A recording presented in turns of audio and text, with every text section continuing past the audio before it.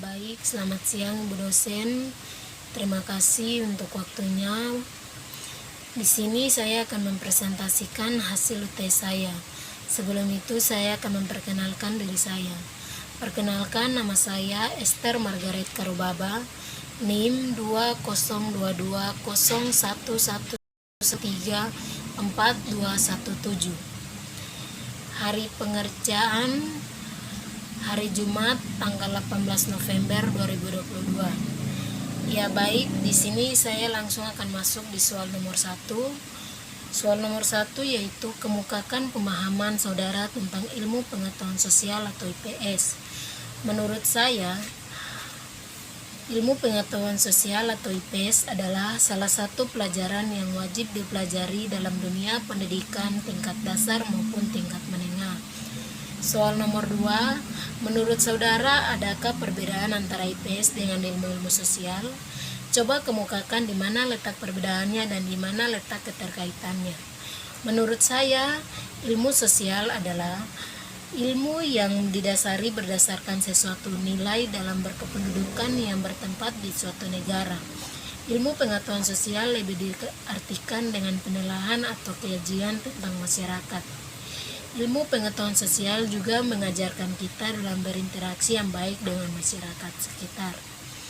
Soal nomor 3, di setiap jenjang pendidikan di sekolah mempelajari IPS baik SD, SMP maupun SMA. Kemukakan menurut pemahaman saudara perbedaan proses pembelajaran IPS berdasarkan tingkat dan jenjang pendidikan tersebut.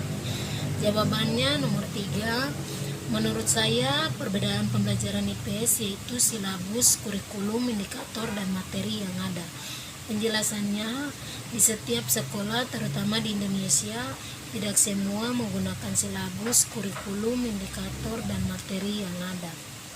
Soal nomor 4, di setiap ilmu-ilmu sosial memiliki konsep dasar yang saling terkait dan dijadikan sebagai sumber bahan pengembangan materi IPS. Kemukakan minimal 3 konsep dasar ilmu-ilmu sosial dan keterkaitannya dengan konsep dasar ilmu sosial lainnya. Jawaban nomor 4, yang pertama, keduanya berhubungan dengan kebutuhan dasar manusia, kemudian kebutuhan dasar tersebut dapat dicapai dengan kegiatan dasar manusia. Yang kedua, ilmu sosiologi merupakan ilmu dasar dalam ilmu antropologi.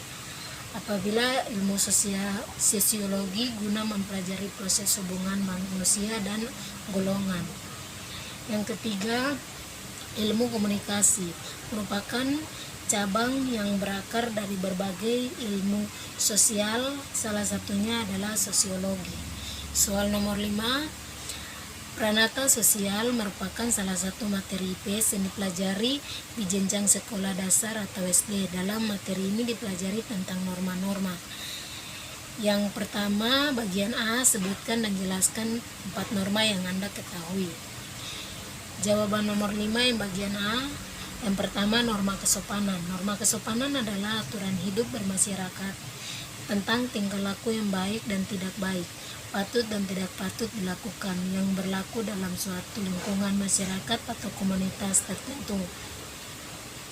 Yang bagian B, norma agama. Norma agama adalah aturan atau kaidah yang berfungsi sebagai petunjuk pedoman hidup yang berasal dari Tuhan yang disampaikan melalui utusannya yang berisi perintah, larangan, dan anjuran-anjuran. Yang ketiga, norma hukum. Norma hukum adalah suatu rangkaian aturan yang ditunjukkan kepada anggota masyarakat yang berisi ketentuan, perintah, kewajiban, dan larangan agar dalam masyarakat tercipta suatu ketertiban dan keadilan. Norma yang keempat, norma kesusilaan. Norma kesusilaan adalah norma peraturan enggak tertulis yang sumber dayanya dari hati nurani manusia tentang tingkah laku yang baik dan buruk. Yang soal bagian B, berikan masing-masing contoh pelanggaran norma-norma tersebut. Yang pertama, meludah di depan orang, berbicara kasar kepada orang lain, menghina orang. Yang kedua, mencuri barang orang lain, memfitnah orang, Yang ketiga, pencemaran nama baik, membawa senjata tajam ke sekolah. Yang keempat, tidak jujur atau berbohong, enggan membantu orang lain. Soal yang ke C, kemukakan sanksi yang dikenakan atas pelanggaran norma-norma tersebut. Yang bagian C, jawabannya pertama, tidak tegas, tetapi dapat diberikan oleh masyarakat yang berupa cemoohan, celaan, hinaan, atau dikecilkan dan diasingkan dari pergaulan serta dipermalukan. Yang kedua, melakukan pelanggaran berupa dosa dengan balasan dan akhirat kelak. Yang ketiga, memaksa dan mengikat berupa penjara atau denda. Yang keempat, penyesalan atau dikucilkan.